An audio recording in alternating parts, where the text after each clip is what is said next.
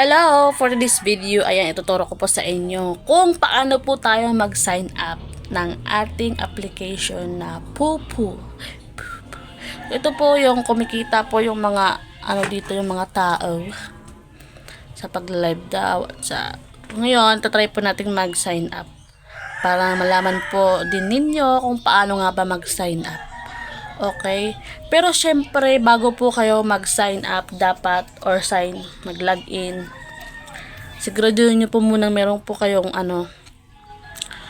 2x2 ID na white background. Tsaka yung hindi po nakaganon. Gusto ko ganon. Tapos bawal po yung yung galing sa Photolab. Yung Photolab, 'di ba? Bawal na bawal kasi edited 'yon. So dapat yung totoong picture nyo. Okay. Tara na, simulan na po natin ang pag-tutorial ko kung paano mag-sign up dito sa Pupu Live. Let's go!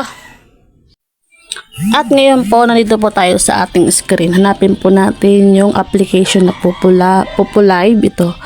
Pupu Live. Tapos dito po, i-click po natin yung arrow dito sa baba. Itong arrow, ayan. Lumabas po yung tatlong tao, cellphone, at yung sobre.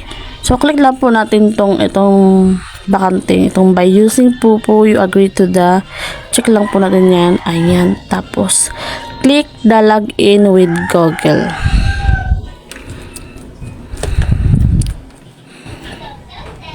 Mahirap kasi kapag Facebook, pag na-hack, din natin ma-open. X lang po natin yan. Tapos, bawasan ko lang yung nickname ko. Ayan, Idisa D. Then, yung birthday natin, ilagay natin syempre. Required po yun. Dito naman, yung buwan ng kapanganakan. August. Dito naman, yung araw. Tapos dito, itong bakanting to, click lang po natin yan. Tapos piliin po natin ang Philippines. Hanapin natin syempre. Philippines.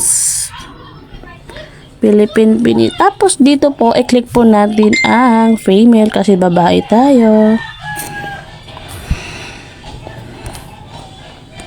Yan. Ay, mag-upload pa tayo ng picture. Ayan. So, meron na akong download ito siya. So, ito, hindi talaga to edited. Mukha ko talaga yan.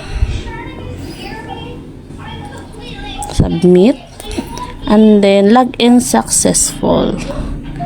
Ayan. Tapos, go live tayo. Ano ba?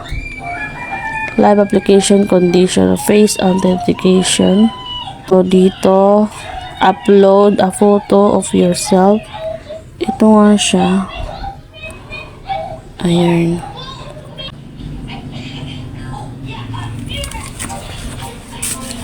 Okay, try natin, no? Please make the lighter brighter. Sa labas tayo. Dilim dito. Teka.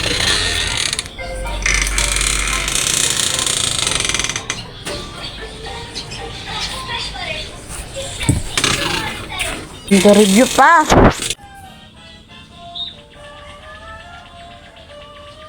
At ayan lang po kung paano mag-sign up dito sa Pupu Live. Thanks for watching. Please don't forget to subscribe, hit the notification bell, at palike na din. Tapos pa-comment na lang din kung paano ba mag-delete ng account kasi meron ako niyan. Delete account agad. Okay, bye-bye. Thanks for watching.